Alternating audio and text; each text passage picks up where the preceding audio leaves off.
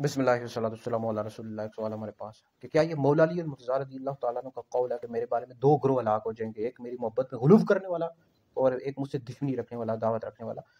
یہ میری جو تحقیق ہے اس کے مطابق 15 سے زیادہ حدیث کی کتابوں میں یہ حدیث آئی ہے جی، اور مسند احمد بن حنبل میں، مسند ابی یعلا میں، مشکات میں، دیگر حدیث کی کتابوں میں یہ حدیث آئی ہے۔ نبی کریم علیہ السلام نے فرمایا کہ تمہاری حضرت مولا علی المرتضیٰ رضی اللہ تعالیٰ عنہ سے فرمایا کہ تمہاری حضرت عیسیٰ علیہ السلام سے ایک مشابہت ہے۔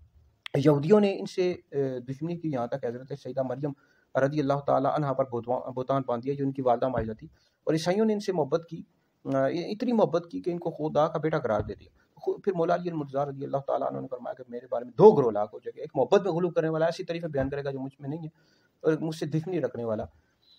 تو مولا علی المرتضیٰ رضی اللہ تعالیٰ عنہ کی جو محبت ہے ایمان کا حصہ ہے، ہمارے ایمان کا حصہ ہے۔ ہم مولا علی المرتضیٰ رضی اللہ تعالیٰ عنہ سے محبت کرتے ہیں، عشق کرتے ہیں، لیکن مولا علی المرتضیٰ رضی اللہ تعالیٰ عنہ کی محبت میں غلو کرنا، آپ کی ایسی شانیں بیان کرنا کہ اب اہل تشیع جو روافض ہیں ان میں ایسے لوگ بھی ہیں جو مولا علی المرتضیٰ رضی اللہ تعالیٰ عنہ کو خدا سمجھتے ہیں یا انبیاء سے بھی افضل سمجھتے ہیں، ایسا شخص دار اسلام سے خارج ہے۔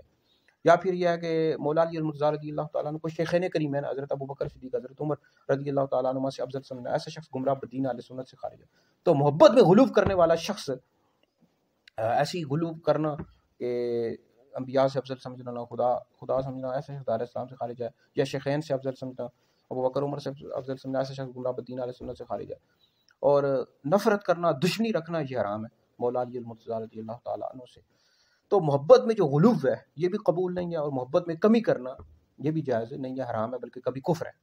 ہم اہل سنت ہیں، ہم مولا علی المرتضیٰ رضی اللہ تعالیٰ عنہ سے محبت کرتے ہیں، عشق کرتے ہیں، ایسی محبت کرتے ہیں جو ہمیں نبی کریم علیہ السلام نے بتائی ہے، صحابہ نے بتائی ہے، ٹھیک ہے جی۔